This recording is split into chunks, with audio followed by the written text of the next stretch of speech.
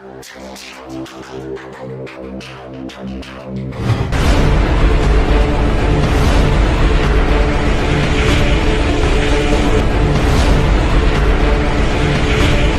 आज हम लोग पढ़ते हैं कैपेसिटर। कैपेसिटर का यूज क्या है और होता क्या है कैपेसिटर, और कैपेसिटेंस क्या है। कैपेसिटर एक डिवाइस है जो चार्ज को स्टोर करता है और पोटेंशियल कम रख करके ही चार्ज उसको ज़्यादा देंगे, और अगर चार्ज ज़्यादा है वो एक्सेप्ट कर सकता है तो उसकी अच्छी कैपेसिटी मानी जाती है। जैसे बड़े से बाल्टी में तो आप ज़्यादा रख सकते हैं पानी को, लेकिन छोटे से अगर सेटअप में आप ज़्यादा वाटर रख सकते हैं तो ये बड़ी बात है। कैपेसिटर के लिए हम जानते हैं कि घर में जो कंडेंसर आप यूज़ करते हैं वो कंडेंसर कैपेसिटर ही है। कैपेसिटर मतलब एक डिवाइस है जो चार्ज स्टोर करता है, यानी ये डिवाइस है। क्या है ये? It is a device which store electrical energy इस फॉर्म में, इन फॉर्म ऑफ चार्ज के फॉर्म में इलेक्ट्रिकल एनर्जी स्टोर करता है। और कैपेसिटेंस क्या है? तो ये प्रॉपर्टी है, यानी कैपेसिटी ऑफ द कैपेसिटर है, जिसको आप कंडेंसर कहते हो। कैपेसिटी ऑफ द कैपेसिटर है। इसका फॉर्मूला क्या होता है? C = Q/V होता है। ये एक्सपेरिमेंटली देखा गया कि प्रोपोर्शनल होता है, Q और V प्रोपोर्शनल होता है, Q प्रोपोर्शनल V होता है, यानी Q = CV आया, यानी C = Q/V हुआ। ये एक्सपेरिमेंटली ऑब्जर्व किया गया। या फिर फॉर्मूला भी आप जानते हैं कि हमारे पास आता है V = KQ/R, तो ये प्रोपोर्शनल है। तो Q प्रोपोर्शनल V और Q = CV और C = Q/V। देखा क्या गया कि कोई भी इलेक्ट्रिकल apparatus बना है तो उसमें कैपेसिटर लगा होता है। कैपेसिटर का काम क्या है कि धीरे धीरे जो सर्किट में करंट आ रहा है उसके चार्ज को रखना अपने पास, स्टोर करना, और जब ज़रूरत पड़े तो सडनली सप्लाई दे देना। यानी ज़्यादा पावर की ज़रूरत पड़ता है, ज़्यादा इलेक्ट्रिकल एनर्जी का ज़रूरत होता है जब आप किसी भी डिवाइस को ऑन करते हो। यानी डिवाइस को ऑन करना है, ज़्यादा पावर चाहिए, तो सर्किट में जितना पावर आ रहा है उतना ही तो आता रहेगा, और उसको स्टार्ट करने के लिए ज़्यादा पावर कहाँ से लाया जाए? तो कैपेसिटर का यूज़ कर लेते हैं। कैपेसिटर लगाने से क्या होगा? पहले से वो चार्ज स्टोर करके रखा है, और जब हम स्टार्टर को ऑन करेंगे तो सडनली वो क्या करेगा? ज़्यादा एनर्जी देगा, ज़्यादा इलेक्ट्रिकल एनर्जी देगा, और जिससे कि वो रन करने लगेगा। जैसे कहा जाता है कि जब आप मोटर ऑन करते हो तो थोड़े से समय के लिए उसको ज़्यादा इलेक्ट्रिकल पावर की ज़रूरत होती है, तो वो ज़्यादा इलेक्ट्रिकल पावर जो ज़रूरत है ना, उसका सप्लाई कौन करता है? कैपेसिटर, जिसको हम कहते हैं कंडेंसर। और उससे वो रन करने लगा, उसके बाद फिर कांस्टेंट जो पावर आ रहा है उससे होकर के जा रहा है। तो एक रन करने वाला अलग कैपेसिटर होता है, हैवी जो मशीनरी होते हैं उसमें, और स्टार्ट करने वाला अलग होता है। तो स्टार्टर में दोनों कैपेसिटर लगा होता है, एक रन करने वाला है, एक स्टार्ट करने वाला। एक कांस्टेंट जितना ज़रूरत है उतना पावर सप्लाई देगा, और स्टार्टर को सडन ज़्यादा चाहिए तो वो ज़्यादा स्टार्ट करने के लिए उसकी ज़रूरत पड़ती है। जैसे सामान्य केस में क्या होता है, आप जब चलते हो, साइकिल चला रहे हो, तो साइकिल जब स्टार्ट करते हो आप ना, फर्स्ट पैडल जिसको कहते हैं मारते हैं, तो ज़्यादा एनर्जी की ज़रूरत पड़ती है। जैसे आप बाइक चला रहे हो तो एक एक्सीलेटर ज़्यादा की ज़रूरत पड़ती है। As sudden instant of time आप एक्सीलेटर ज़्यादा लोगे तो गाड़ी जो है आगे बढ़ेगा। वैसे ही मोटर में भी या फैन में भी जब स्टार्ट करना होता है, उसको घुमाना होता है, तो सडन ज़्यादा उसको इलेक्ट्रिकल एनर्जी चाहिए, और वो इलेक्ट्रिकल एनर्जी सप्लाई करता है कौन? कैपेसिटर। तो कैपेसिटर एक डिवाइस है जो विच store electrical energy in form of charge and supply high amount of electrical energy at sudden instant of time. तो ये होता है, किसी क्षण ज़्यादा चाहिए एनर्जी तो वो सप्लाई करके वो प्रोवाइड करवाता है। अब अच्छा सा कैपेसिटर कौन माना जाएगा? जिसमें V जो है वो कांस्टेंट हो और Q ज़्यादा वो स्टोर कर सके। जैसे देखा क्या जाता है कि जैसे हम Q का सप्लाई करते हैं किसी भी कंडक्टर में, तो V उसका राइज करता है। जनरली ऐसा होता है, Q जब हम देंगे तो V बढ़ेगा, क्योंकि ये फॉर्मूला ही है हमारे पास, V = KQ/R। तो Q जो है वो प्रोपोर्शनल V है और V प्रोपोर्शनल Q है, तो Q जब बढ़ाएंगे तो V बढ़ेगा। जब Q बढ़ाएंगे और V बढ़ेगा तो क्या C बढ़ेगा? नहीं बढ़ेगा। तो अच्छा सा कैपेसिटर कैसे बना पाएंगे? नहीं बना पाएंगे। तो पहले ये समस्या था, ये तो पहले आया हमारे पास। और फिर हमने पढ़ा कि कितने तरह के कैपेसिटर होते हैं। तो मेनली दो तरह के कैपेसिटर हैं हमारे पास, एक स्फेरिकल कैपेसिटर होता है और दूसरा पैरेलल प्लेट कैपेसिटर होता है। तो स्फेरिकल कैपेसिटर कुछ ज़्यादा नहीं पढ़ना है क्योंकि वो हमारे लिए बेनिफिशियल नहीं है। तो हम देख लेते हैं कि स्फेरिकल कैपेसिटर क्या होता है। स्फेरिकल कैपेसिटर क्या है, और ये भी देखा गया कि कैपेसिटर जो है वो क्यू पे डिपेंड नहीं करता है। Capacity of the capacitor Q पे डिपेंड नहीं करता है, भी पे डिपेंड नहीं करता है। उसके मटेरियल पे तो डिपेंड करेगा ही जो हम यूज करेंगे उसको बनाने में, और साथ में सेपरेशन डिस्टेंस पे डिपेंड करेगा और डाई इलेक्ट्रिक कांस्टेंट पे डिपेंड करेगा। चलिए देखते हैं पहले हम लोग के स्फेरिकल कैपेसिटर क्या होता है। स्फेरिकल कैपेसिटर मतलब कि स्फेयर के आकार का वो कैपेसिटर होगा। मान लिया जाए इसको हमने चार्ज कर दिया है, हमने इसको इलेक्ट्रिकल चार्ज हमने सप्लाई कर दिया और उसमें हमने चार्ज डेंसिटी सिग्मा दे दिया। तो चार्ज डेंसिटी देने के बाद और इस स्फेयर का साइज हम मानते हैं कि आर रेडियस का साइज है, उसका आर रेडियस है, तो उसका जो भी साइज हो आर रेडियस है तो हमारे पास आ ही जाएगा। तो वॉल्यूम निकालना है 4/3 के वे सब कर लेंगे इसको हम, और 4πr² इसका सरफेस एरिया वगैरह निकाल लेंगे, जो भी जरूरत पड़ेगा हमारे पास। तो आर रेडियस का हमारे पास कैपेसिटर है और हम जानना चाह रहे हैं कि इसकी कैपेसिटी कितनी होगी, और जिसमें हमने क्यू ना दे करके और सिग्मा दिया है। तो हम जानते हैं कि सिग्मा इक्वल टू होता है Q/A और इसकी कैपेसिटी निकालनी है। तो कैसे निकालें हम? तो हम जानते हैं C is equal to Q/V होता है, और Q यहाँ ना दे करके क्या दिया गया है, sigma is equal to Q/A दिया गया है। तो इसको क्या लिखेंगे आप, क्या हो जाएगा, क्रॉस मल्टीप्लीकेशन कर देंगे, Q is equal to sigma A हो जाएगा। तो क्या लिखेंगे इसको, डिवाइडेड बाई V। अब यहां पर V का फॉर्मूला आप लगा सकते हैं।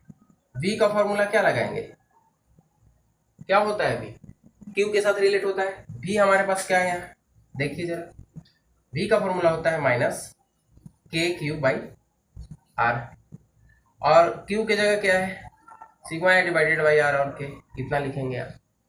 रेडियस की जगह पर यहाँ क्या वैल्यू है, R, चलिए वो लिख दीजिए। क्लियर है, दिख रहा है विजन? हाँ चलिए ठीक है। इसके बाद फिर ये वैल्यू हम यहाँ रखेंगे, इसमें C इज इक्वल टू, तो क्या आएगा, V इज इक्वल टू हमारे पास ये है इसमें। अब इसका वैल्यू हम इसमें रखते हैं, इसको थोड़ा क्लियर लिख देते हैं, साफ चलते हैं। C इज इक्वल टू हमारे पास हो जाएगा डिवाइडेड बाई V, और V का वैल्यू हम यहाँ रख देंगे, तो क्या हो जाएगा, C is equal to K और Q/R होता है। R हमारे पास रेडियस क्या है, R है, चलिए ये लिख दिया हमने, और इसको आप लिख दीजिए सिग्मा है। ये कटने कुटने वाला है, ये दोनों को काट दीजिए आप, और ये ऊपर चला आया क्या, तो क्या ये R/K हो जाएगा, R/K हो जाएगा। यानी जो फॉर्मूला आ रहा है C is equal to R/K आ रहा है। इस फॉर्मूले का यूज करके आप कैपेसिटी ऑफ द कैपेसिटर निकाल सकते हैं। अगर स्फेरिकल, ये विजन यहाँ पर नहीं दिख रहा है, यानी आप लिख लेंगे इसको, C इज इक्वल टू आया हमारे पास R/K। इसी को दूसरे फॉर्मूले में अच्छे से फॉर्म में इसको लिखता है, अलग अलग फॉर्म है, तो R और डिवाइडेड बाई K का वैल्यू लिखता है। K का वैल्यू कितना हो जाएगा, तो 1/4πε0 कितना हो जाएगा, ये ऊपर चला जाएगा, यानी C is equal to 4πε0 R। ये है कैपेसिटी ऑफ द कैपेसिटर।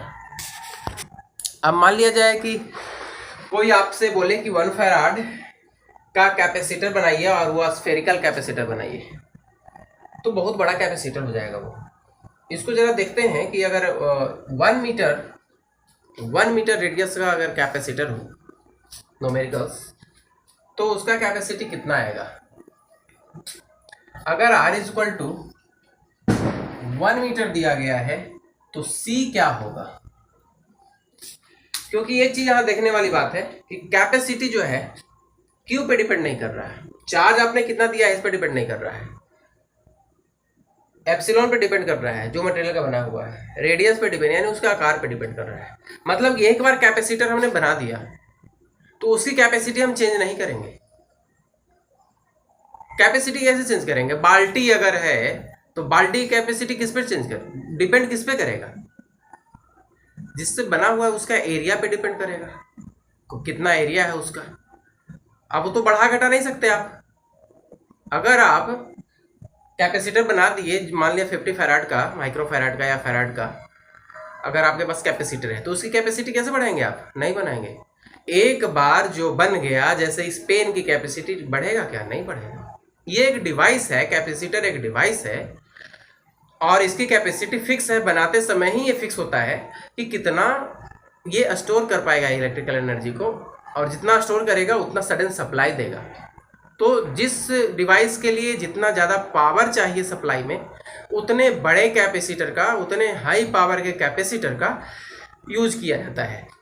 तो ये डिपेंड किस पे करता है? Objective question, capacity of the capacitor या कंडेंसर डिपेंड करता है क्या क्यू पे या वी पे? नहीं करता। भले ही फॉर्मूला हमारे पास C = QV भी पहले है, लेकिन जब हम इसका अरेंजमेंट देखे और हमने निकाला कि capacity of the spherical conductor capacitor, तो वहां पर न भी इंट्रोड्यूस हो रहा है, यहाँ तो कैंसिल हो गया, काम खत्म। तो देखा ये गया कि रेडियस पे डिपेंड कर रहा है, बाकी सारा तो कांस्टेंट टर्म है। 4πε0 परमिटिविटी ऑफ फ्री स्पेस और 4π कांस्टेंट है ही, तो ये कांस्टेंट के साथ r लगा हुआ है। या फिर अगर इस फॉर्मूले की हम बात करें तो ये भी कांस्टेंट है, सिर्फ डिपेंड जो कर रहा है वह यानी वेरिएबल किस पे है? तो r पे, बाकी सारा तो कांस्टेंट है। यानी डिपेंडेंट वेरिएबल क्या है? r है, यानी रेडियस पे डिपेंड करेगा। जितना बड़ा कैपेसिटर उतनी ज्यादा कैपेसिटी, पहले की बात। अब धीरे धीरे हम जाएंगे तो छोटे से कैपेसिटर में भी, बट एरिया को इग्नोर नहीं करेंगे, एरिया तो फैक्टर रहेगा ही। साथ में उसमें अगर डाई इलेक्ट्रिक इंट्रोड्यूस करवा देंगे यानी उसमें डाल देंगे तो कैपेसिटी बढ़ जाए, वो अलग बात है, पर एरिया तो रहेगा ही। एरिया पे डिपेंड करता है कैपेसिटी ऑफ द कैपेसिटर यानी कंडेंसर। तो अगर बोले कि 1 मीटर रेडियस का, अगर ये 1 मीटर है, इसको 1 मीटर अगर हम मान लें, तो बाकी तो कोई मतलब है नहीं, सिग्मा उग्मा से कोई मतलब नहीं है, हमें क्यू से कोई मतलब नहीं है, हमें सिर्फ मतलब है इसके रेडियस से कि रेडियस कितना है। तो इसका आकार कैसा है इस पे डिपेंड कर रहा है। रेडियस किस चीज को इंट्रोड्यूस कर रहा है? आकार का उसका क्या है। तो सी अगर हमें निकालना है, रेडियस अगर 1 मीटर है, तो इसकी कैपेसिटी अगर कोई पूछे तो देखते हैं। फैराड तो बहुत ज़्यादा पावर है, फैराड के पास ज़्यादा हाई पावर है। फैराड तो आता ही नहीं है। फैराड अगर हम बनाएंगे ना इसका, तो पृथ्वी से बड़ा सा स्फीयर, पृथ्वी से भी बड़ा स्फीयर बनाना पड़ेगा, तब 1 फैराड का कैपेसिटर हम बना पाएंगे। स्फेरिकल के केस में देखेंगे अभी हम।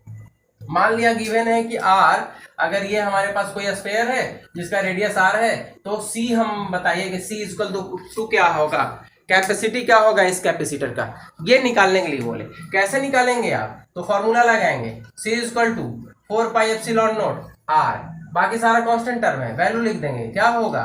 4πε0 का वैल्यू क्या होता है? तो उसका वैल्यू आप रख दीजिए, या तो एप्सिलॉन का वैल्यू 8.85 10⁻⁻12 रखिए, या तो फिर आप रख दीजिए, आप जानते हैं यहाँ पर 4πε0 का वैल्यू आप रख दीजिए, यानी उल्टा करके रख दीजिए इसका वैल्यू।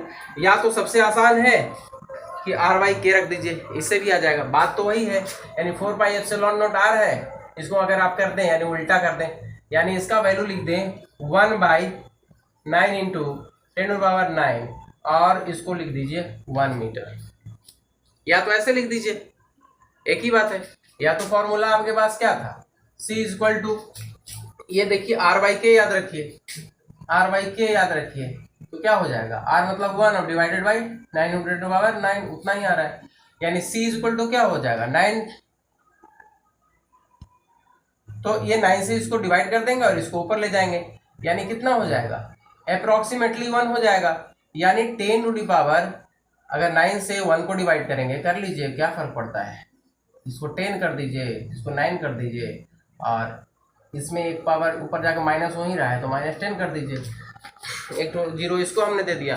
यानी ये करीब करीब आ रहा है 1.1 और 10⁻, -10 कितना फैराड आ रहा है?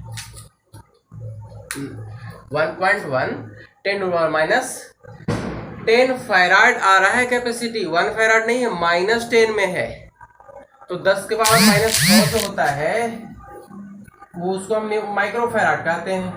इतना फैराड को हम 1 म्यू कहते हैं, 1 म्यू कहते हैं। जो 1 माइक्रो फैराड हमारे पास माइक्रो फैराड है, पिको फैराड है। तो माइक्रो फैराड लिखा हुआ आप देखे होंगे, जो कैपेसिटर आप यूज़ करते हैं, जो भी आप फैन वगैरह में देखे होंगे, सब माइक्रो फैराड होता होगा। फैराड रहता नहीं है 50, 60, 70, 80, 200, 400। माइक्रो फैराड इतना ही हमारे लिए ज़्यादा कारगर है।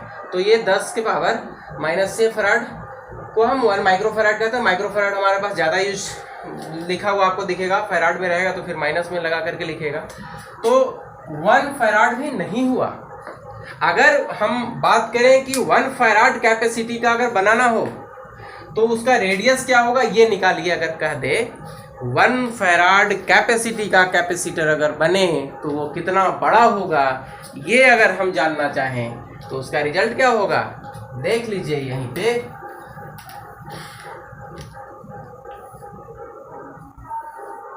ये रेडियस निकालना है, आर नहीं मालूम क्या है सो। और दिया गया है क्या, कैपेसिटी दिया हुआ है 1 फैराड कैपेसिटी दिया हुआ है। तो लगा दीजिए C = यही फॉर्मूला लगाइए, ये याद रखिए, ये आसान है तो ये याद रखिए, R/K लगा दीजिए, R/K। और R = वाट गिवन निकालना है तो क्या हो जाएगा, R = CK हो जाएगा, R = CK हो जाएगा।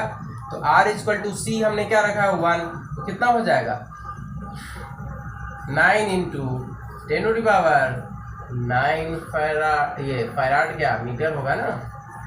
अब बताइए यहाँ पर 9 × 10⁹ मीटर, हमारे पास रेडियस ऑफ अर्थ क्या है तो 6.4 और 10⁶ मीटर। अब बताइए कि क्या ये पृथ्वी से भी बड़ा हो जाएगा। 1 फैराड कैपेसिटर अगर है, उसकी कोई कैपेसिटर, उसकी कैपेसिटी 1 फैराड अगर है और ये इस तरह कैपेसिटर है, मतलब स्फेरिकल कैपेसिटर है, तो कितना बड़ा हो जाएगा तो हम कहेंगे 9 × 10⁹, यानी पृथ्वी से भी कई गुना बड़ा। ये हमारे पास प्रैक्टिकली प्रॉब्लम था इसमें स्फेरिकल कैपेसिटर में, तब हमने इंट्रोड्यूस किया, हमने रिसर्च किया, तब आया हमारे पास पैरेलल प्लेट कैपेसिटर। चलिए स्फेरिकल कैपेसिटर हमने देखा है, एक स्फेयर के रूप में अगर होगा कैपेसिटर तो स्फेरिकल कैपेसिटर कहलाएगा। पैरेलल प्लेट कैपेसिटर में 2 प्लेट होंगे और दोनों पैरेलल रखे हुए होंगे और दोनों के बीच कुछ डिस्टेंस होगा, और वो डिस्टेंस के बीच में जब इलेक्ट्रिक फील्ड क्रिएट होता है चार्ज देने से, तो उसके अंदर हम कहेंगे कि इलेक्ट्रिक चार्ज है, तब तो इलेक्ट्रिक फील्ड बना। तो 2 पैरेलल प्लेट रखे गए हैं और दोनों पे सिग्मा चार्ज है, एक +σ दूसरे पे -σ हम कह देंगे। तो अगर इसको हमने पॉजिटिव चार्ज कर रखा है तो ये ऑटोमेटिकली सेकंड जो प्लेट दिख रहा है ये नेगेटिव चार्ज हो जाएगा, क्योंकि हम जानते हैं कि चार्जिंग बाय इंडक्शन होता है, चार्जिंग बाय फ्रिक्शन होता है। तो जब इंडक्शन होगा ये पॉजिटिव चार्ज, इसके अंदर नेगेटिव और पॉजिटिव दोनों चार्ज है, चार्जलेस है पहले कंडीशन में, जब तक यहाँ ये इस पर पूरा इफेक्ट नहीं डाल रहा है, इलेक्ट्रिक फील्ड नहीं डाल रहा है। जब इलेक्ट्रिक फील्ड ये इस पर अप्लाई करेगा तो इसके जो नेगेटिव्स आयन है वो एक तरफ और पॉजिटिव रिपेल हो जाएंगे, दूसरी तरफ चले जाएंगे। तो नेगेटिव चार्ज ये प्लेट बन गया और इसको फिर हम अर्थिंग दे दिए। अर्थिंग देंगे तो ये पॉजिटिव जो भी होगा वो सारा अर्थिंग चला जाएगा नीचे। तो कहेंगे कि एक को पॉजिटिव दूसरे को नेगेटिव चार्ज दे दिया गया है, सिग्मा चार्ज डेंसिटी है। तो इसके तरह का जो कैपेसिटर होगा वो कहलाएगा पैरेलल प्लेट कैपेसिटर। कैपेसिटर का काम क्या है, चार्ज को स्टोर करना। इसके अंदर फिर हम इलेक्ट्रिक फील्ड बढ़ाने के लिए, कैपेसिटी को बढ़ाने के लिए हम डाइलेक्ट्रिक इसमें पुटअप करेंगे, इंट्रोड्यूस कराएंगे। अभी हम लोग देखते हैं पैरेलल प्लेट कैपेसिटर। इसमें 2 प्लेट है, प्लेट नंबर 1, प्लेट नंबर 2 हम नाम देते हैं, plate 1, plate 2। Parallel plate capacitor में। अब यहाँ पर देखने वाली बात यह है, निकालना है हमें सी कैपेसिटी और पैरेलल प्लेट कैपेसिटर, हमें सी निकालना है, हम वही पढ़ने जा रहे हैं। तो सी निकालने के लिए जरूरत किस चीज़ की है, तो सी इज इक्वल टू होता है क्यू बाई वी, तो जरूरत पड़ेगा क्यू का भी का, तो सी आ जाएगा। अब वी इसमें हम निकाल लेंगे अगर चार्ज डेंसिटी मालूम है। एक और फैक्टर चाहिए इसमें, क्या चाहिए, सेपरेशन डिस्टेंस चाहिए, दोनों के बीच का सेपरेशन डिस्टेंस। अब ये दो प्लेट है हमारे पास, पैरेलल प्लेट होता है वो बना हुआ होता है टू कंडक्टिंग प्लेट से, दोनों पैरेलल होगा और सेपरेशन होगा स्मॉल डिस्टेंस पे। मान लिया जाए कि सरफेस चार्ज डेंसिटी हमने सिग्मा मान रखा है, एरिया भी मान लेते हैं, एरिया क्या है दोनों का, ए है, and A is the area of plate, ये हमने माना है। Let us consider sigma is charge density, यानी सरफेस चार्ज डेंसिटी क्या है, वो सिग्मा है, सरफेस चार्ज डेंसिटी सिग्मा। अब यहाँ देखने वाली बात है कि इस दोनों के बीच एक इलेक्ट्रिक फील्ड जनरेट होगा, positive to negative, positive to negative, positive to negative electric field generate होगा। अगर हम यहाँ पर निकालना चाहें पोटेंशियल, तो उसके पहले हमें इलेक्ट्रिक फील्ड निकालना होगा। इलेक्ट्रिक फील्ड आ जाएगा तो पोटेंशियल अपने आप आ जाएगा, और पोटेंशियल आ जाएगा और चार्ज है ही, चार्ज डेंसिटी है तो चार्ज है, तो सी आ जाएगा इस पैरेलल प्लेट कैपेसिटर का। तो चलिए अब हम लोग निकालते हैं इलेक्ट्रिक फील्ड क्या होगा। Electric field between both plate, between both plate, यानी इनर रीजन में electric field between both plate, यानी इनर रीजन में electric field in inner region of 1 and 2 plate 1 and 2 के बीच में इलेक्ट्रिक फील्ड का वैल्यू कितना होगा। आउटर रीजन की हम बात करें तो इलेक्ट्रिक फील्ड का वैल्यू 0 मिलने वाला है, चाहे वो प्लेट 1 की बात करें चाहे प्लेट 2 की बात करें। यहाँ पर जो इलेक्ट्रिक फील्ड मिलेगा हमारे पास वो E इज इक्वल टू, क्योंकि यहाँ पर सिग्मा चार्ज डेंसिटी दिया हुआ है, इसीलिए सिग्मा डिवाइडेड बाई 2 एप्सिलॉन इसका कारण इलेक्ट्रिक फील्ड, और साथ में यानी इसको हम इतना लिखेंगे प्लेट नंबर 1 का इलेक्ट्रिक फील्ड, क्योंकि सुपरपोजिशन प्रिंसिपल यहाँ भी लागू हो जाएगा, और प्लेट 2 का इलेक्ट्रिक फील्ड, यानी कुल मिलाकर के हमारे पास E is equal to sigma divided by 2 epsilon plus sigma divided by 2 epsilon. Epsilon naught कहिए इसको, परमिटिविटी ऑफ फ्री स्पेस है ये, तो इसके बीच हमने कुछ नहीं पुटअप किया है, एयर सेपरेशन है, गैपिंग है। अब यहाँ पर सिग्मा बाई 2 एप्सिलॉन देख रहे होंगे, बोलेंगे कहाँ से आ गया सिग्मा बाई 2 एप्सिलॉन, तो हमने पढ़ाया है, आप प्लेलिस्ट में जाएंगे तो देखेंगे इलेक्ट्रिक फील्ड एप्लीकेशन हमने पढ़ा है गॉस लॉ का। गॉस लॉ के एप्लीकेशन में हमने देखा कि अगर कोई पैरेलल प्लेट की बात की जाए और उसमें चार्ज डेंसिटी कुछ है, ये पैरेलल प्लेट या सिंपल ये प्लेट हो सकता है, या एक रीजन हमने बना दिया है और हमने कहा था कि अगर इसको चार्ज कर दिया गया है सिग्मा से, तो इसके बाहर निकलने वाला इलेक्ट्रिक फील्ड हमें कितना मिलेगा। तो हमने देखा था वहाँ पर वैल्यू आया था E is equal to sigma by 2 epsilon naught, ये वैल्यू आया था हमारे पास, जो एप्लीकेशन ऑफ गॉस लॉ का एप्लीकेशन है। हमने वहाँ पर फ्लक्स निकाला था, और फ्लक्स EdS cos थीटा और flux is equal to 1 by epsilon time of charge हमने निकाला था। अब यहाँ पर जो है एरिया ds जो है वो दोनों के लिए हो जाएगा, दो सरफेस है हमारे पास, तो क्या ये हमारे पास E इंटू 2 एरिया और divided by 1 by epsilon Q ऐसा इक्वल टू करके लिख देंगे, या E इक्वल टू क्या हमारे पास आएगा 2a एप्सिलॉन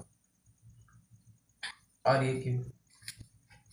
अब साथ में Q जो है वो सिग्मा के साथ हम लिखेंगे, तो Q इज इक्वल टू क्या हो जाएगा सिग्मा इंटू a हो जाएगा, तो क्या E is equal to sigma a divided by 2a, a से a कैंसिल हो गया, क्या है बचा सिग्मा बाई एप्सिलॉन 2। क्या इलेक्ट्रिक फील्ड का वैल्यू इतना है, ये आपको बताया गया है, आप जाकर के प्लेलिस्ट में इसको देख लेंगे कि ये सिग्मा बाई जो एप्सिलॉन आता है, कोई भी चार्ज प्लेट है तो उसके कारण इलेक्ट्रिक फील्ड का वैल्यू इतना आएगा।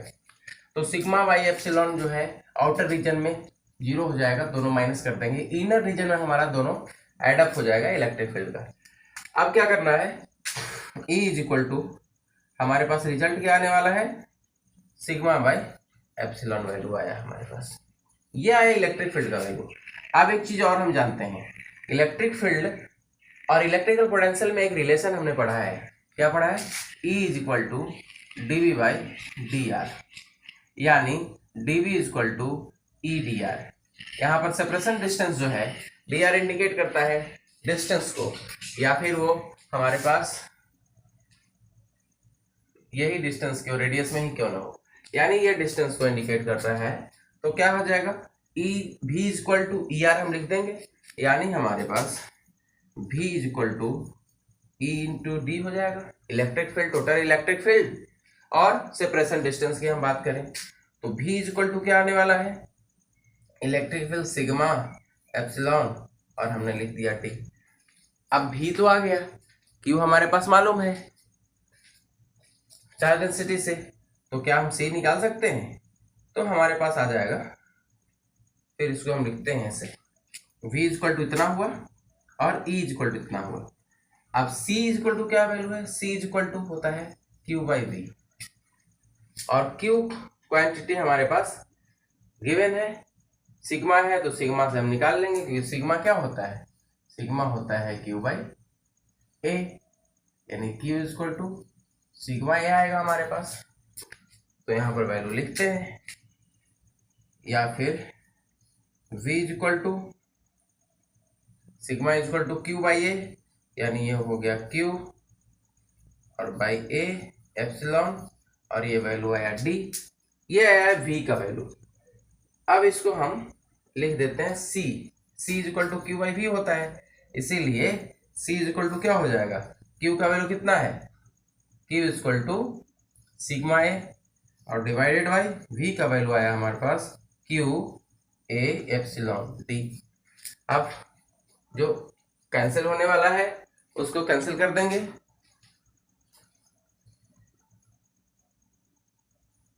Q बाई A, इसको क्या हम एप्सिलॉन लिख सकते हैं, इसको हम एप्सिलॉन लिखेंगे, या एप्सिलॉन में ही रहने दीजिए, कोई हर्ज नहीं, दोनों को एक ही टर्म में रखिए, या तो Q बाई A में रखेंगे तो दोनों को Q बाई A में रखेंगे, तो इसकी जरूरत नहीं है अभी फिलहाल, जहां जरूरत पड़ेगा वहां यूज करेंगे हम। तो हमारे पास आया C is equal to Q by V, तो Q का वैल्यू क्या है, Q का वैल्यू है सिग्मा A और डिवाइडेड बाई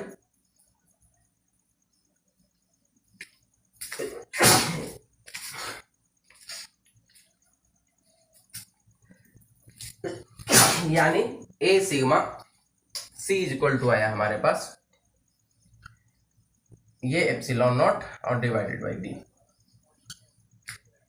देखने वाली बात है कि C जो है, कैपेसिटी जो है वो Q पे डिपेंड नहीं कर रहा है, C जो है V पे डिपेंड नहीं कर रहा है, और Q पे डिपेंड करता तो V पे भी डिपेंड करता, क्योंकि दोनों तो रिलेटेड टर्म है, एक दूसरे से संबंधित है। इसीलिए कहा गया कि कैपेसिटी जो है वो उसे कॉन्फ़िगरेशन पे डिपेंड करेगा, कितना बड़ा है, सेपरेशन डिस्टेंस कितना है। सेपरेशन डिस्टेंस अगर हम बढ़ा देंगे तो कैपेसिटी इसका घट जाएगा, अगर एरिया इसका बड़ा होगा, यानी बड़ा सा हम पैरेलल प्लेट लेंगे तो उसका C ज़्यादा आएगा। ये रिजल्ट है हमारे पास। अब इसका प्रैक्टिकल इम्प्लीमेंटेशन देखें कि पैरेलल प्लेट कैपेसिटर का न्यूमेरिकल्स अगर आता है, या फिर अगर हम ये इमेजिन करें कि 1 फैराड का पैरेलल प्लेट कैपेसिटर अगर बनाना है तो कितना बड़ा बनेगा, या अगर हम 1 मीटर स्क्वायर का पैरेलल प्लेट कैपेसिटर अगर लेते हैं, प्लेट का साइज अगर हमारे पास 1 मीटर स्क्वायर है और उसको हमने 1 mm डिस्टेंस पे अगर सेपरेट कर दिया तो कितना उसका कैपेसिटी होगा, कितना चार्ज को स्टोर कर सकता है। चार्ज को स्टोर करने की कैपेसिटी एक बार जो बन गया, एक बार जो कैपेसिटर बना दिया गया उसमें इंडिकेट कर दिया गया कि 10 म्यू है, मतलब मैक्सिमम उतनी ही चार्ज को वो स्टोर कर सकता है, मैक्सिमम कैपेसिटी वो स्टोर है, और जरूरत पड़ेगा तो उतना ही वो एक बार में फोर्सफुली भेज सकता है चार्ज को वोल्ट में, और एम्पियर क्योंकि फ्लो करेगा तो वोल्ट एम्पियर एक साथ जाएगा, यानी पावर, इलेक्ट्रिकल पावर वो सप्लाई करेगा सडनली। तो हम फैराड जो बड़ा सा यूनिट है उसमें तो नहीं आएगा। और अगर 1 फैराड का अगर बनाना है और इस तरह का कैपेसिटर हुआ हमारे पास, तो क्या रिजल्ट आने वाला है ये हम देखते हैं इसको। तो मान लिया जाए कि 1 फैराड का कैपेसिटर बनाना है, इसका हम यूज देख लेते हैं। 1 फैराड अगर C इक्वल टू कह दे 1 फैराड, और सेपरेशन डिस्टेंस दे दे, सेपरेशन डिस्टेंस अगर आपको बता दे कि वो है 0.1 सेंटीमीटर सेपरेशन डिस्टेंस, और फिर आपको कहे कि एरिया निकालिए, एरिया निकालिए क्या होगा, इस प्लेट का एरिया क्या होगा ये निकालिए। दोनों सेम होगा, पैरेलल प्लेट कैपेसिटर में एक का एरिया कम और ज़्यादा रखेंगे नहीं, इक्वल एरिया होगा, सेपरेशन डिस्टेंस उसका कुछ होगा। तो क्योंकि अगर अलग अलग होता है तो A1 A2 आता है हमारे पास रिजल्ट, तो अलग है नहीं। पैरेलल प्लेट कैपेसिटर में इक्वल रहेंगे, जहाँ तक जाएंगे तब फंक्शन तब तो करेगा, नहीं तो बाकी तो ऐसे ही लीक हो गया। चलिए तो कितना हो जाएगा, C equal to 1 farad, D equal to हमने 0.1 सेंटीमीटर हम कर दिया, यानी 1 और 10⁻⁻2 इतना मीटर। तो निकालिए एरिया क्या होगा। हम ये फार्मूला लगा देंगे और देखेंगे कि एरिया कितना बड़ा हो रहा है। तो एरिया के लिए क्या है, एरिया के लिए फार्मूला इसी में से बना लीजिए। क्या बना लेंगे आप, फार्मूला ए इक्वल टू क्या हो जाएगा, ये CD हो जाएगा, CD डिवाइडेड बाई एप्सिलॉन। आप वैल्यू रख दीजिए और रिजल्ट आपके पास आ जाएगा। 1 फैराड हो गया, और डिस्टेंस को हमने क्या माना है, डिस्टेंस को हमने माना है 0.1 सेंटीमीटर, यानी ये हो जाएगा आपके पास 0.1 है तो -2 की जगह -3 हो जाएगा ना, -3 इतना मीटर, यानी 1 mm हमने कैलकुलेट किया है। 1 mm है, 0.1 सेंटीमीटर मतलब 1 mm। तो ये वैल्यू कितना होने वाला है, 10⁻³ हो जाएगा यहाँ पर, और एप्सिलॉन का वैल्यू होता है 8.85 10⁻12। अब -12 ऊपर चला जाएगा तो ये प्लस में हो जाएगा वैल्यू, यानी A इक्वल टू हमारे पास आएगा CD, जरूरत नहीं है, यानी 8.85 और 10⁻12 ऊपर चला गया तो -3 और +12 हो गया, बचा क्या, 9 बचा। क्या बचेगा, 9 बचेगा, 12 ऊपर गया। तो आप यहाँ देखेंगे A इक्वल टू हमारे पास जो रिजल्ट आएगा, यानी अप्रोक्सीमेटली इसका वैल्यू अगर हम कैलकुलेट करेंगे तो ये 1 आ जाएगा, डिवाइड करेंगे 10 दे देंगे, 10/8 दे देंगे, 8.85 और 10⁻, इसमें एक 0 हमने दे दिया तो ये 10⁻8 बचा, यानी एरिया जो हमारे पास होगा वो 10⁻8 होगा, काटेंगे तो 1.1 होगा, तो 1.1 और 10⁻8 मीटर स्क्वायर का एरिया आएगा। 25-30 किलोमीटर लंबा हो जाएगा, ये बहुत बड़ा हो जाएगा 1 फैराड बनाने के लिए। और वैसे ही अगर हम यहाँ पर देखें कि 1 मीटर स्क्वायर अगर हमने एरिया लिया है और सेपरेशन डिस्टेंस हमने 1 mm कर दिया है, यानी 1 × 10⁻³ मीटर है ये सेपरेशन डिस्टेंस, तो कितना फैराड का कैपेसिटर हम बना पाएंगे अगर 1 मीटर स्क्वायर अगर हमने लिया है उसका एरिया, और सेपरेशन डिस्टेंस 1 सेंटीमीटर 0.1 सेंटीमीटर यानी 1 mm पे हमने दोनों को सेपरेट कर रखा है। तो उस कंडीशन में C कितना आएगा, तो C इक्वल टू वैल्यू क्या होता है, एरिया एप्सिलॉन और डिवाइडेड बाय D, वैल्यू रखिएगा कितना आएगा, C इक्वल टू 1 8.85 10⁻12 और डिवाइडेड बाय 10⁻3, ये ऊपर चला जाएगा, यानी C इक्वल टू हमारे पास हो जाएगा 8.85 10⁻9। इतना फैराड, ये फैराड हमारे पास C इक्वल टू इतना फैराड आया, माइनस में आया, यानी ये वैल्यू हमारे पास 8.85 यानी 8 और 10⁻³ माइक्रो फैराड में अगर हम लिखेंगे तो इतना, तो बहुत कम वैल्यू आया। 1 मीटर स्क्वायर हमने लिया है तब जाकर कितना कम वैल्यू आया है, इतना बड़ा सा कैपेसिटर कहाँ लगा पाएंगे आप। तो ये प्रैक्टिकली इसका कोई बेनिफिट नहीं है हमारे पास।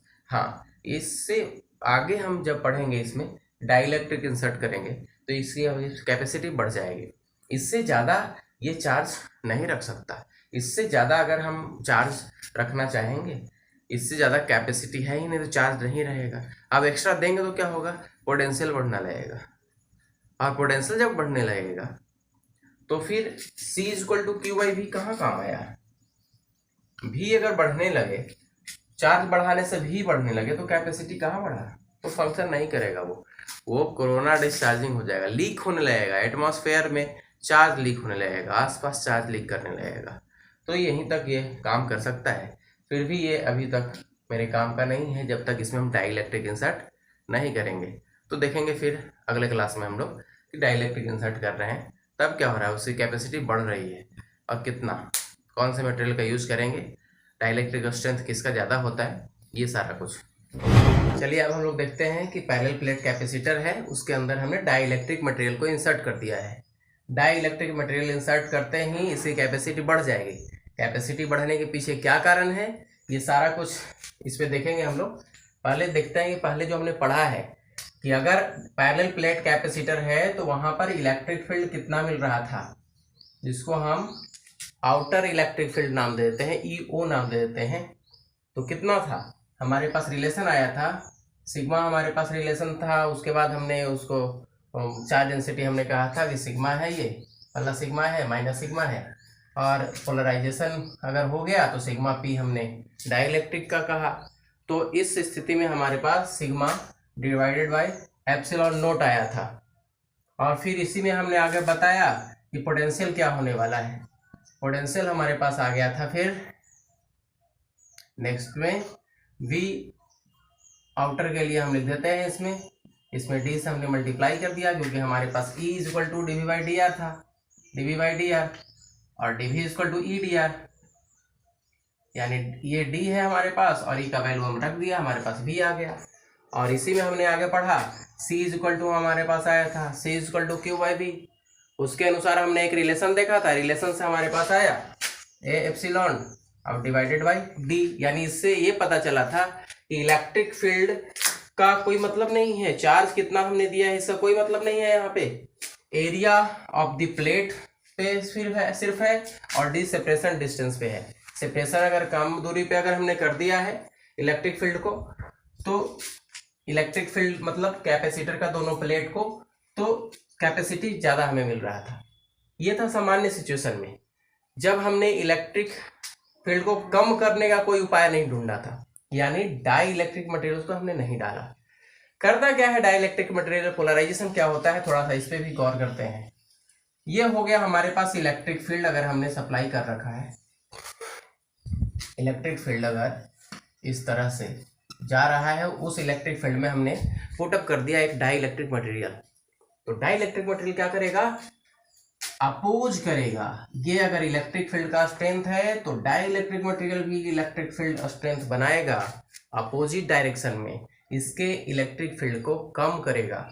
अगर कंडक्टर अगर रख दिया जाए इलेक्ट्रिक फील्ड में, अगर कंडक्टर को रख दिया जाए तो इसमें कहा जाता है कि इलेक्ट्रिक फील्ड एक्सटर्नल और इंटरनल की बात करें हम, आउटर इलेक्ट्रिक फील्ड और जो इंटरनल इलेक्ट्रिक फील्ड जो बन रहा है वो जीरो हो जाएगा जब ये कंडक्टर हमने इंसर्ट किया है, तो कंडक्टर के केस में। और अगर हमने डाई इलेक्ट्रिक मटेरियल रखा है, ये इलेक्ट्रिक फील्ड है, ये इलेक्ट्रिक फील्ड है, इलेक्ट्रिक फील्ड में हमने एक मटेरियल रख दिया। अगर हम इसमें कंडक्टर रखेंगे तो इस कंडक्टर पर उसका कोई इफेक्ट नहीं पड़ेगा, क्योंकि जितना इलेक्ट्रिक फील्ड स्ट्रेंथ होगा उसी के अपोजिट इलेक्ट्रिक फील्ड स्ट्रेंथ बनाएगा वो कंडक्टर, और कुल मिला करके इलेक्ट्रिक फील्ड जीरो हो जाएगा यहाँ पर अगर हमने रखा है इंसुलेटिंग मटेरियल या इंसुलेटर रखा है जिसको हम कहते हैं dielectric material. Dielectric material मतलब क्या, लकड़ी का टुकड़ा हम रख देंगे, क्या है वो, डाई इलेक्ट्रिक है। कोई फाइबर रख देंगे, क्या है, डाई इलेक्ट्रिक है। तो इंसुलेटर होना चाहिए, इंसुलेटर हम बीच में रख देंगे, उसी को हम कहते हैं डाई इलेक्ट्रिक। डाई इलेक्ट्रिक हम यहाँ इंसर्ट करेंगे तो इस पर क्या इफेक्ट होने वाला है ये हम देखेंगे यहाँ पर। तो इलेक्ट्रिक फील्ड, ये एक्सटर्नल इलेक्ट्रिक फील्ड है, और इंटरनल इलेक्ट्रिक फील्ड जो बनेगा किसके कारण, डाई इलेक्ट्रिक मटेरियल बनाएगा। कैसे बनाएगा, इलेक्ट्रिक फील्ड का डायरेक्शन मान लिया जाए, अगर ये पॉजिटिव है, ये पॉजिटिव है, ये पॉजिटिव है, ये नेगेटिव है, ऐसे डायरेक्शन इसका इधर है तो ये नेगेटिव है, ऐसा है। तो इसके अंदर होगा क्या कि नेगेटिव पार्ट जो है वो पॉजिटिव को रख लेगा अपने पास, खींचेगा और नेगेटिव को रिपेल करेगा। तो देखिएगा कि डायरेक्शन बदल गया। आउटर का डायरेक्शन इलेक्ट्रिक फील्ड का पॉजिटिव टू नेगेटिव है, और यहां पर जो पॉजिटिव नेगेटिव बना उसका ओरिएंटेशन अपोजिट हो गया। अपोजिट होने से इसके फील्ड का डायरेक्शन प्लस से माइनस, क्योंकि रूल तो यही है प्लस से माइनस आने का, तो प्लस से माइनस होगा, तो ये अपोज करेगा। इसमें सारे जो चार्ज है वो फ्रीली घूमते हैं। फ्री इलेक्ट्रॉन कहते हैं ना, कंडक्टर है तो फ्री इलेक्ट्रॉन है उसके पास, तो फ्रीली घूमते हैं, तो जितना आएगा उतना अपोज कर लेगा। लेकिन ये फ्री इलेक्ट्रॉन नहीं है यहाँ पर, तो इसमें जो पोलराइजेशन होगा उसका जो इलेक्ट्रिक फील्ड बनेगा वो कम स्ट्रेंथ का बनेगा जितना हम इसको सप्लाई देंगे। तो इलेक्ट्रिक फील्ड स्ट्रेंथ को ये कम करने की कोशिश करता है। अब डाई इलेक्ट्रिक मटेरियल को हमने डाल दिया प्लेट में, कंडक्टिंग प्लेट है, ये कैपेसिटर का काम कर रहा था। अगर हम इसके अंदर एक डाई इलेक्ट्रिक मटेरियल डाल देंगे, एक लकड़ी का टुकड़ा डाल देंगे, तो क्या होगा इस पे, ये इसके जो पॉजिटिव आयंस हैं वो निगेटिव के तरफ चले जाएंगे और जो निगेटिव आयंस हैं वो पॉजिटिव की तरफ चले आएंगे, तो पोलराइजेशन हो गया। अभी ऐसा तो नहीं है कि इंसुलेटर में इलेक्ट्रॉन होता ही नहीं है, इलेक्ट्रॉन तो होता ही है, फ्रीली घूमने के लिए वो एबल नहीं होते हैं, नहीं घूमते हैं, पर इलेक्ट्रॉन वहाँ है, उसका ओरिएंटेशन जो होगा वो जिसको हम पोलराइजेशन कहेंगे। पोलराइजेशन मतलब क्या, नेगेटिव और पॉजिटिव सब एक तरफ आकर के मिल जाए, उसी को पोलराइजेशन कहते हैं। जैसे वोट पड़ता है, वोटिंग होता है तो कहते हैं पोलराइज वोट हो गया, यानी एक तरफ सारे लोग इकट्ठे हो गए, वही पोलराइजेशन है। तो यहाँ पर नेगेटिव और पॉजिटिव दोनों पोलराइज हो गए, तो इसको हम कहेंगे पोलराइजेशन। ये चार्ज डेंसिटी सिग्मा था और इसके चार्ज डेंसिटी को हम पोलराइज चार्ज डेंसिटी हमने सिग्मा नाम दे दिया है।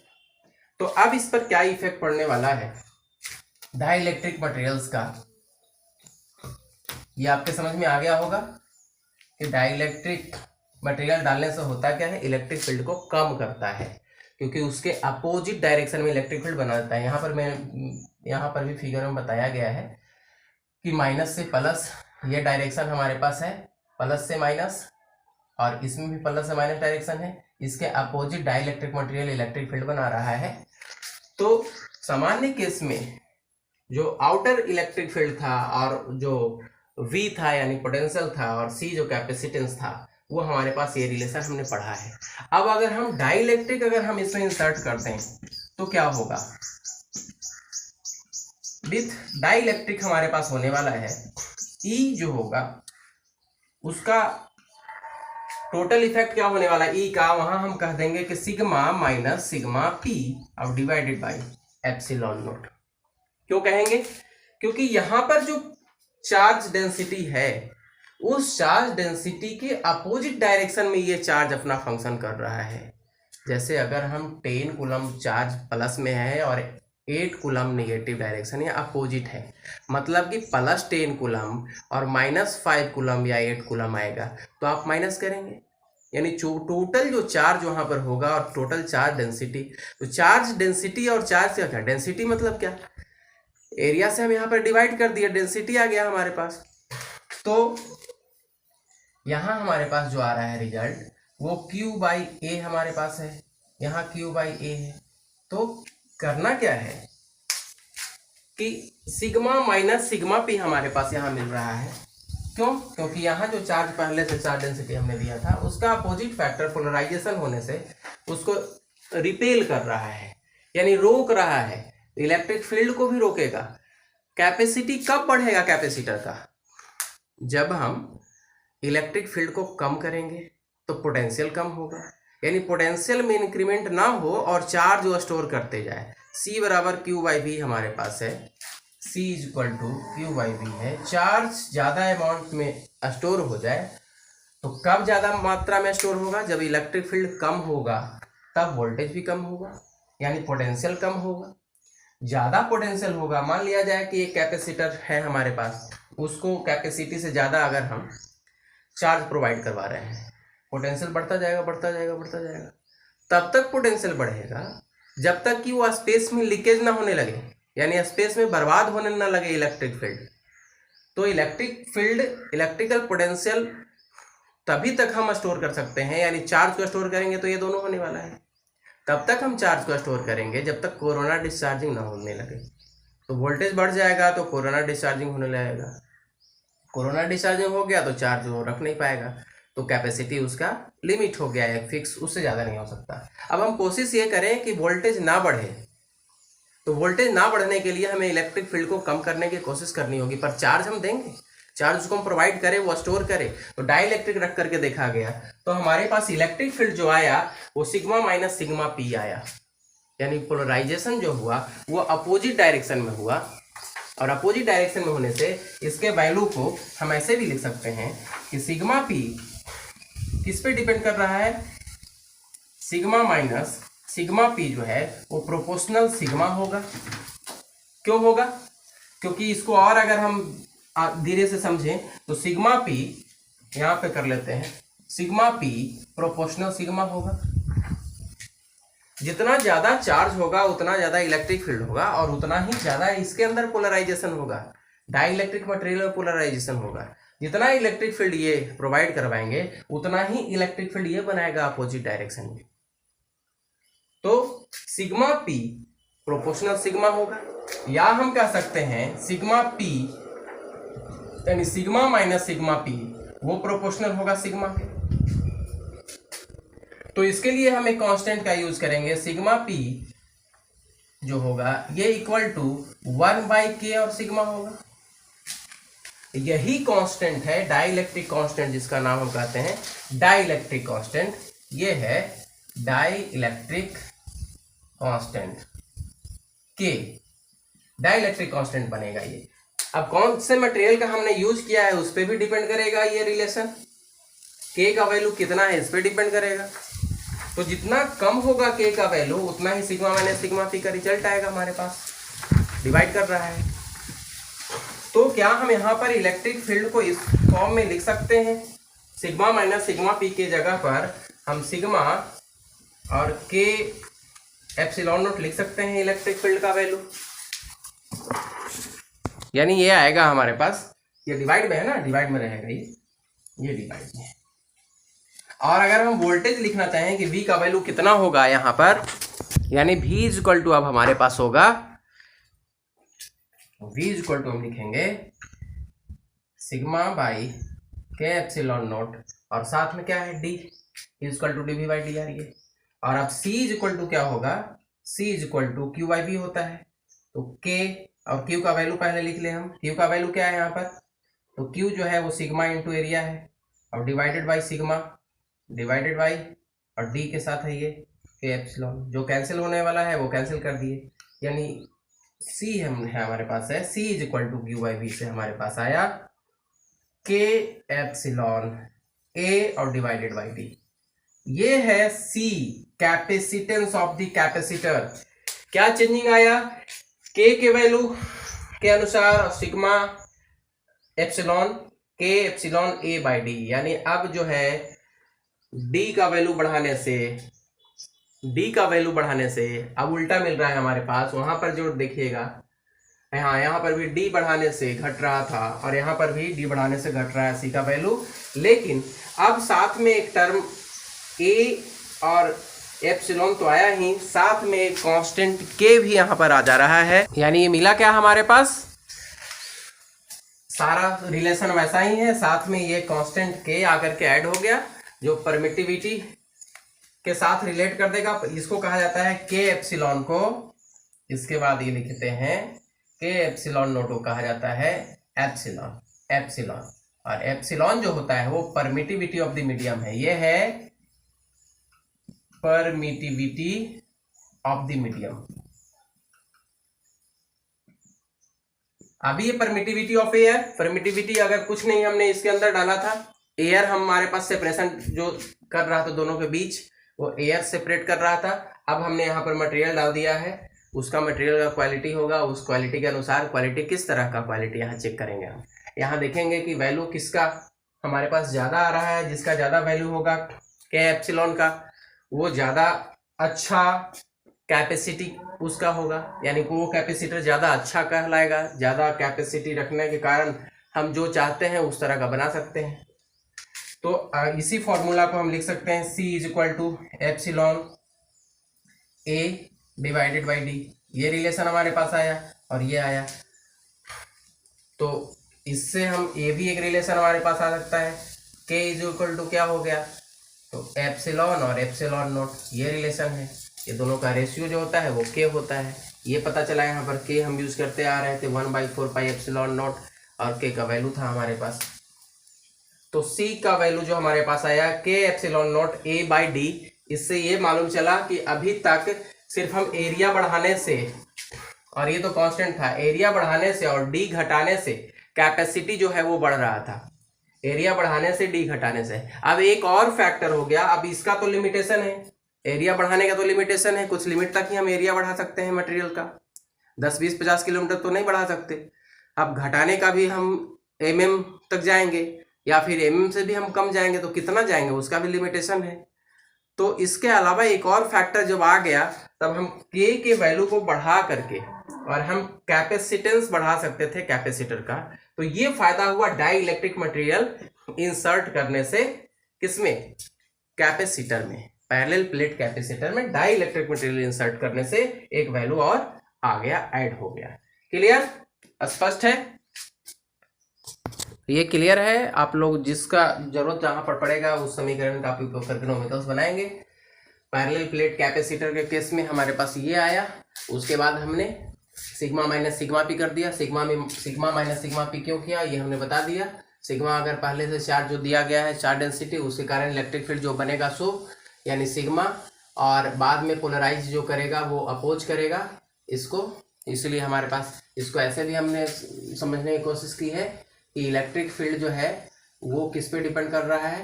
तो इलेक्ट्रिक फील्ड जो हमने सप्लाई किया है, यानी आउटर इलेक्ट्रिक फील्ड या एक्सटर्नल इलेक्ट्रिक फील्ड, जो आप लिख दीजिए external electric field minus internal electric field बन रहा है, किसके कारण, तो जो हमने डाई इलेक्ट्रिक मटेरियल है उसके कारण बन रहा है इलेक्ट्रिक फील्ड, जो हमने सप्लाई किया है उसी के कारण, पर उसके अपोजिट फैक्टर है ये उसका विरोध कम में कार्य कर रहा है। तो क्या आ जा रहा है उससे, ये टोटल जो हमारे पास आ रहा है वो है ई एक्सटर्नल। तो ई एक्सटर्नल में हमारे पास जो आया है रिजल्ट वो देखिए, सिग्मा एप्सिलॉन नॉट और माइनस पोलराइजेशन के लिए सिग्मा पी एप्सिलॉन। तो इसी को हम लिखेंगे E is equal to sigma minus sigma P divided by epsilon. ये देखिए E sigma minus sigma P divided by epsilon, और उसके बाद डी से मल्टीप्लाई कर दिए, आगे बढ़ते चले गए, सी हम निकाल लिए। यानी टारगेट हमारे पास एक फिक्स होना चाहिए कि निकालना क्या है, निकालना था हमारे पास सी, कैपेसिटी निकालना था, सी क्या होगा। तो सी निकालने के लिए पहले तो क्यू आपको तो मालूम ही है, भी आपको निकालना है। तो भी निकालने के लिए क्या करेंगे, आप ई निकालेंगे। जब ई आ जाएगा तो आप ई में डी से यानी डिस्टेंस से मल्टीप्लाई कर देंगे तो भी आ जाएगा, यानी भी निकाल लिए तो C is equal to Q by भी आप निकाल लिए। तो टारगेट एक फिक्स होना चाहिए, उसके बाद रास्ता मालूम होना चाहिए कि कैसे कैसे जाना है। और फिजिक्स में सब जगह जाने का एक ही तरीका होता है, रास्ता वैसे ही है। एक जैसे सिस्टम से हमने पढ़ा है, सबसे पहले हम फोर्स पढ़े, फिर फील्ड पढ़े, फिर हम पोटेंशियल पढ़े, और उसके बाद फिर हम आए तो पोटेंशियल एनर्जी पढ़े, और फिर हम कैपेसिटर में चार्ज स्टोर करने की बात करने लगे।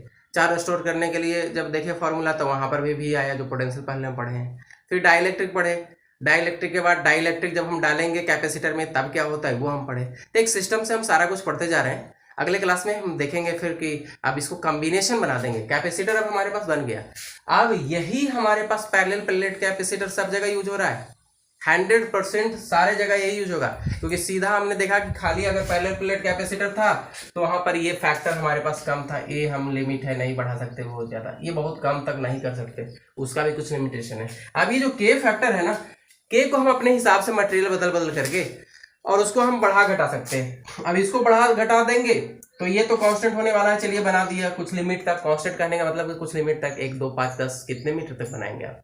तो सेंटीमीटर में ये बना हुआ होता है, mm में भी बना हुआ होता है। बहुत छोटा छोटा कैपेसिटर है, आप मोबाइल में देखोगे तो बहुत सारे कैपेसिटर बने हुए हैं और बहुत छोटे छोटे कैपेसिटर बने हुए हैं।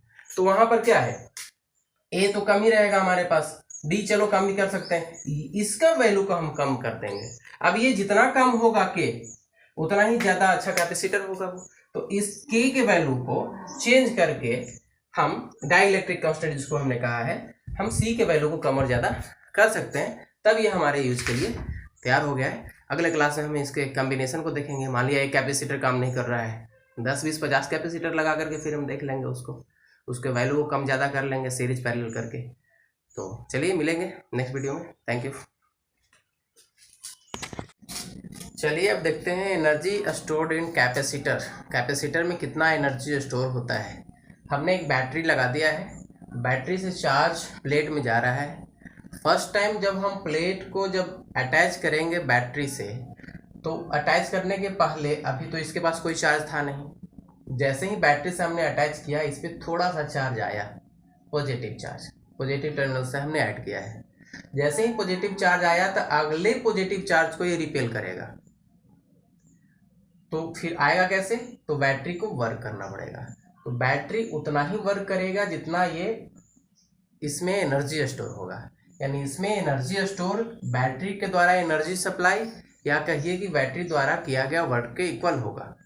तो देखते हैं हम लोग कि कितना एनर्जी स्टोर होगा। इसमें चलिए प्लस क्यू चार्ज और इसमें minus Q charge. Electric field का डायरेक्शन ये है हमारे पास। अब हम यहाँ पर देखते हैं कि कितना वर्क होना है इसमें। जब बैटरी से हमने अटैच किया है, दो प्लेट है हमारे पास कैपेसिटर का, तब उसके लिए हमें देखना पड़ेगा कि वर्क क्या होता है। तो पोटेंशियल हम जानते हैं पहले। इलेक्ट्रिकल पोटेंशियल क्या होता है, इलेक्ट्रिकल पोटेंशियल मतलब work done by unit charge, यानी work done by the charge. जितना एक यूनिट चार्ज को लाने में किसी पॉइंट तक जो वर्क करना पड़ रहा था वो इलेक्ट्रिकल पोटेंशियल था, ये हमने पढ़ा है। किसी पॉइंट पर इलेक्ट्रिकल पोटेंशियल निकालना है तो क्या कह रहे थे हम उसका डेफिनेशन, कि work done to take a unit positive charge from infinite to at that point where we want to know how much potential is there.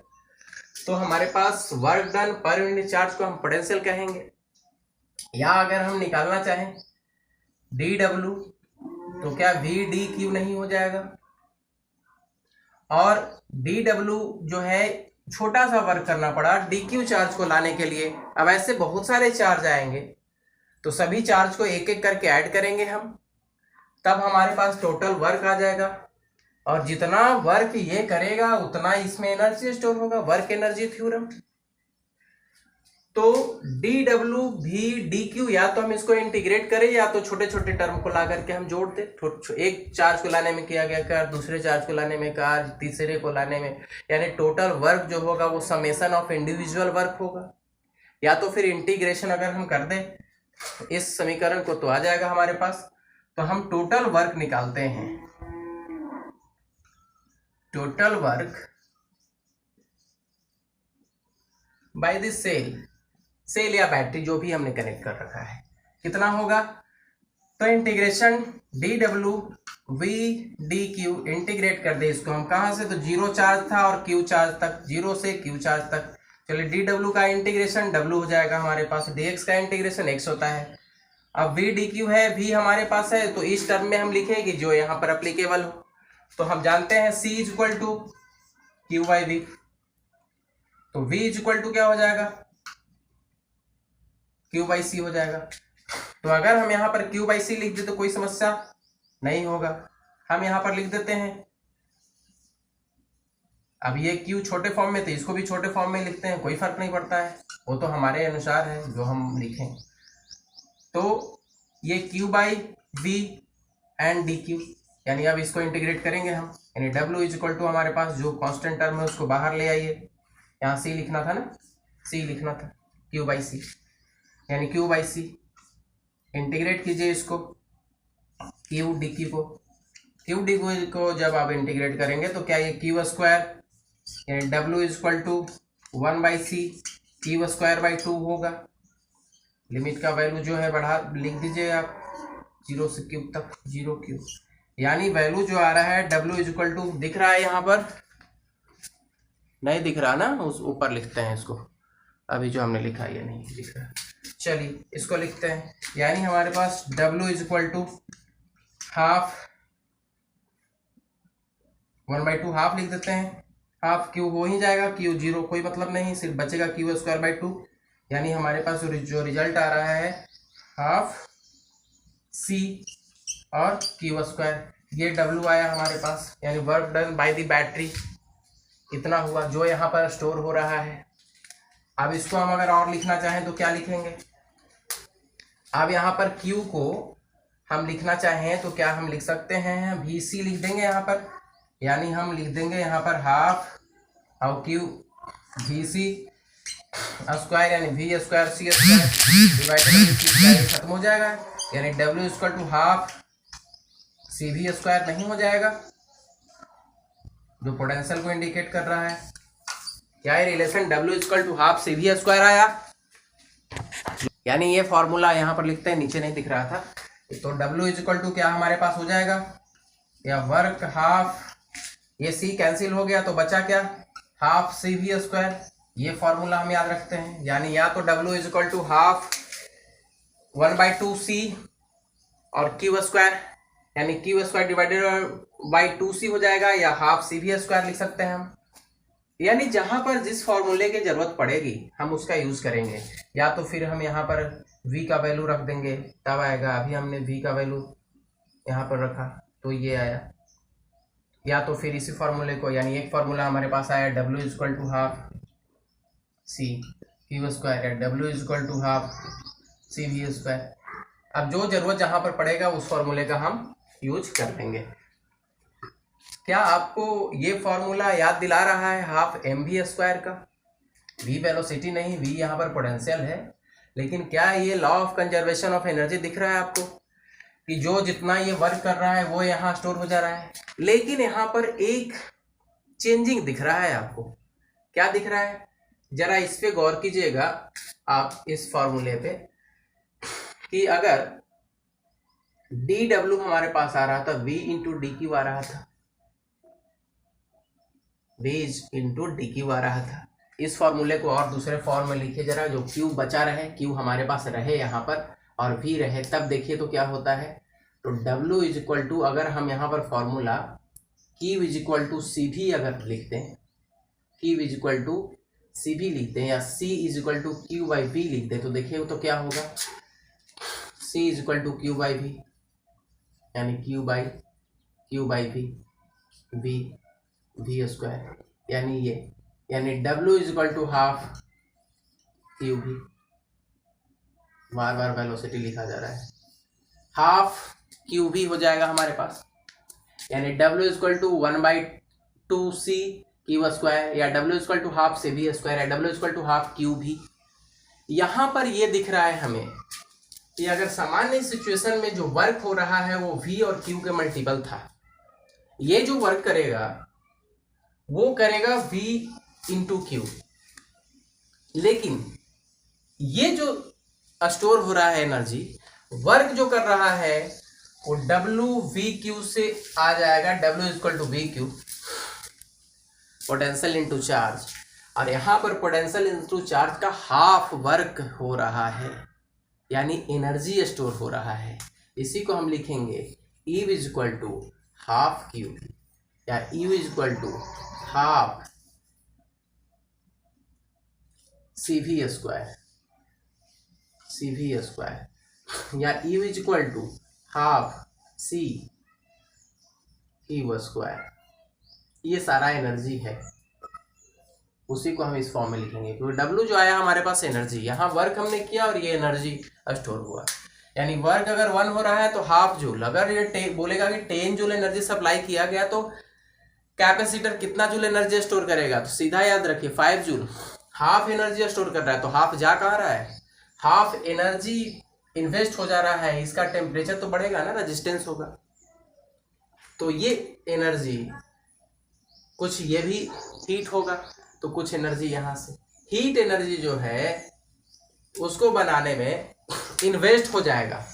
Energy कहाँ चला जाएगा? तो हीट एनर्जी बनाने में इन्वेस्ट हो जाएगा।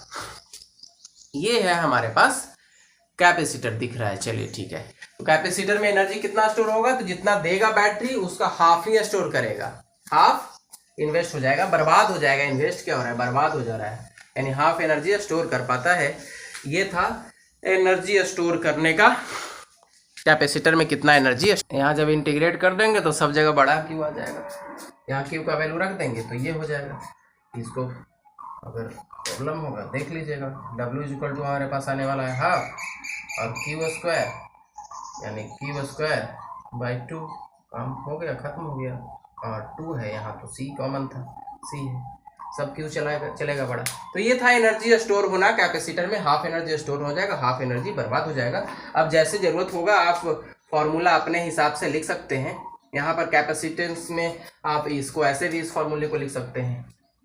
हमारे पास आया था ना पैरेलल प्लेट कैपेसिटर, अगर डाइलेक्ट्रिक के साथ हमने लिखा था तो वहाँ पर हमारे पास फॉर्मूला आया था ए सिग्मा, ऐसा करके एक फार्मूला था।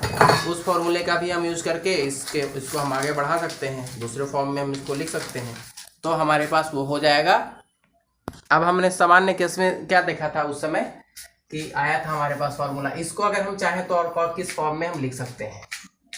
W इक्वल टू हमारे पास आया है हाफ 2c क्यू स्क्वायर, और Q इक्वल टू हम जानते हैं A सिग्मा होता है, यानी W equal to 1/2 C A sigma इसका स्क्वायर।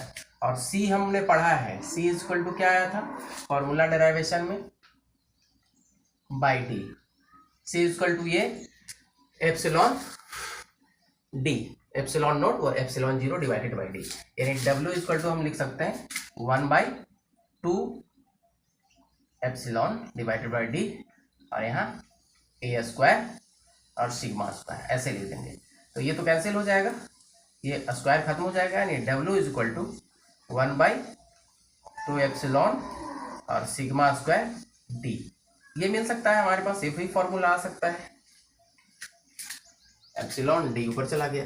तो ऐसे कुछ भी फॉर्मूला आप बना सकते हैं जहां जिसकी जरूरत पड़ेगी उसका, या तो फिर इसको लिख सकते हैं, ये हमारे पास ए तो बचा रह जाएगा। अब E is equal to sigma by epsilon nought होता है, तो इसको भी आप यहाँ पर यूज कर सकते हैं, चाहे तो उस फॉर्म में भी आप लिख सकते हैं। सिग्मा इज इक्वल टू क्या हो जाएगा, E एप्सिलॉन हो जाएगा, या यहाँ पर आप E एप्सिलॉन अगर रखेंगे तो W इज इक्वल टू, यानी ये सब W क्या है, U है, सब एनर्जी है, सब स्टोर एनर्जी है कैपेसिटर में जो स्टोर हो रहा है। सो तो ये हो जाएगा हाफ ए, सिग्मा की जगह पर आप रख देंगे E square epsilon square D और डिवाइडेड एप्सिलॉन स्क्वायर खत्म हो गया, यानी W is equal to 1/2 A E square D. यानी अगर इलेक्ट्रिक फील्ड दिया हुआ है और सेपरेशन डिस्टेंस दिया हुआ है और एरिया दिया हुआ है, तो आप स्टोर एनर्जी निकाल लेंगे आप इस फॉर्म से।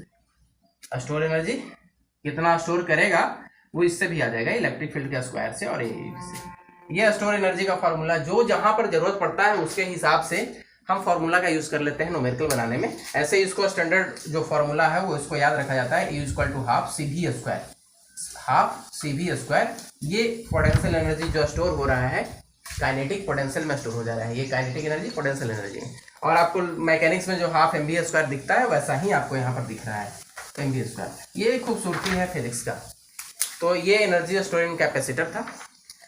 अब फिर हम अगले क्लास में देखेंगे कि अब कैपेसिटर को स्टोर तो हो गया, एनर्जी हमने निकाल लिया कि स्फेरिकल कैपेसिटर क्या था, फिर हमने पढ़ा कि पैरेलल प्लेट कैपेसिटर क्या है, फिर हमने उसमें डाई इलेक्ट्रिक इंसर्ट करके देखा, उसका हमारे पास रिलेशन आया। ऐसे ही अगर हमने पढ़ा तो हमारे पास एनर्जी स्टोर के पहले हमने स्फेरिकल पढ़ा तो वो फॉर्मूला आया, और फिर उसके बाद हमने जो यहाँ पर यूज किया है वो C is equal to 1 epsilon by D हमने पढ़ा पैरेलल प्लेट कैपेसिटर। फिर हमने डाई इलेक्ट्रिक लगा दिया, जब डाई इलेक्ट्रिक इंसर्ट कर दिया तो वहां पर एक के कांस्टेंट आ गया था और ये फार्मूला आया। फिर हमने एनर्जी की बात कर दी, एनर्जी जो आया अभी जो हमने डेरिवेशन निकाला वो हाफ सी वी स्क्वायर आया। तो विदाउट डाई इलेक्ट्रिक ये फॉर्मूला था, डाई इलेक्ट्रिक तो कुछ ऐड हो गया, चलो के ऐड कर दिए, फॉर्मूला जो डेरिवेशन आया वो के ऐड हुआ, के इसमें मल्टीप्लाई हो जा रहा है जिसे कैपेसिटी हमने बढ़ा दिया। फिर एनर्जी, इससे ये पता चला कि एनर्जी इसमें आधा बर्बाद हो जा रहा है। तो इन सारी बातों को हमने देख लिया, अब कॉम्बिनेशन देखेंगे। Thank you very much.